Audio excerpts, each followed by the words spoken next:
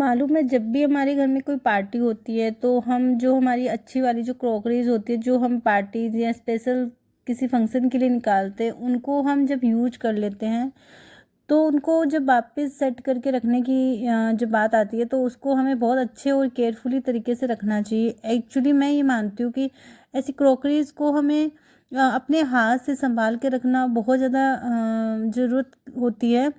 तो मैं तो जब भी क्रॉकरी रखने की बात आती है तो सारी क्रॉकरी को जो इस तरह की क्रॉकरी होती है उनको अपने हाथों से ही साफ़ करती हूँ और उनको मेड को कभी नहीं देती।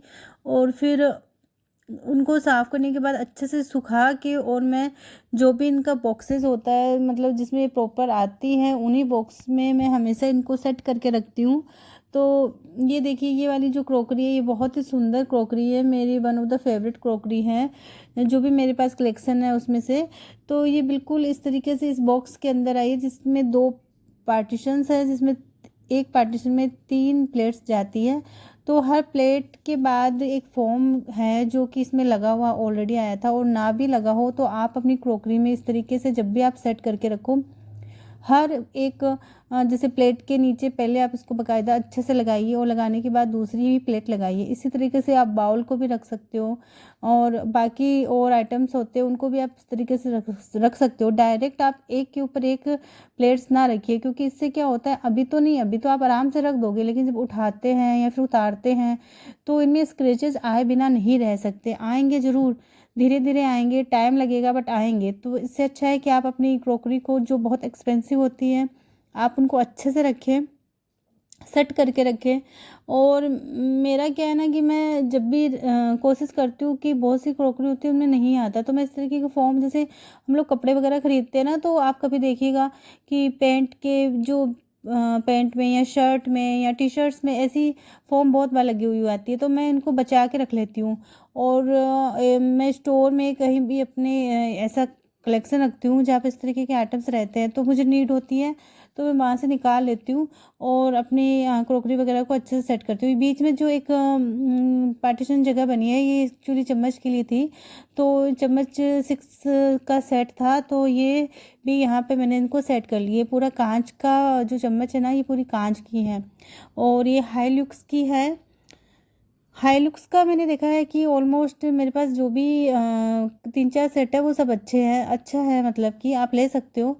और ये एक मैंने DIY किया है, मीन्स दिवाली के डेकोरेशन के लिए मैंने क्या किया ना कि मेरे पास एक ये हाई लुक्स का ही ये वाला सेट था, मेरे पास 6 ग्लास का था, और साथ में बीच में एक केटल थी। तो मैंने इसका जो हैंडल होता है ना, वो एक्चुअली डिटेच कर दिया है, वो वापस अटैच भी हो जाएगा। तो डिटेच करने के बाद इसको एक अच्छा सा लुक आ गया, इसका एक पॉट टाइप का लुक आ गया। तो मैंने क्या किया, इसके अंदर मेरे पास ये प्लास्टिक के फ्लावर्स थे, तो मैंने इसका कॉम्बिनेशन जो था पिंक एंड येल्लो लिया। तो फिर मेरे पास ये येल्लो वाली जो फूलों की जो लड़ी होती है ना, इसको मैंने चारों तरफ इसका लुक दे दिया, और बीच में मैंने पिंक कलर की कैंडल लगा दी। तो ये ओवरऑल पूरा कॉम्बिनेशन जो था इस तरीके से सेट हो गया। और यहाँ पर ये जो हैंडी रंगोली है, जिसको हम कभी भी कहीं भी सेट करके रख सकते हैं, तो यहाँ डस्टिंग होनी थी, तो मैं आपको दिखा रही हूँ कि इस तरीके से हम ईजिली इसको हटा सकते हैं, और जब अच्छे से हो जाए तो वापस रख सकते हैं। निकले थे कुछ शॉपिंग करने के लिए, तो बीच में भूख लग गई, तो यहाँ पर हम लोगों ने पनीर टिक्का ऑर्डर किया, और छोले भटूरे भी हम लोगों ने ऑर्डर किए थे। बस एंजॉय किया और फिर आगे काम से निकल गए। यहाँ पे हम लोगों ने कुछ दिए जो लिए थे उसमें से इनको DIY किया, और ये जो भी मटेरियल था ये हमने फैब्रिक कलर से पहले इनको DIY कर दिया। एक्चुअली फैब्रिक कलर से करने से क्या होता है ना कि आप इनको यूज भी कर लोगे ना, तब भी ये बने रहते, अच्छे से बने रहते हैं, कलर बहुत अच्छा रहता है।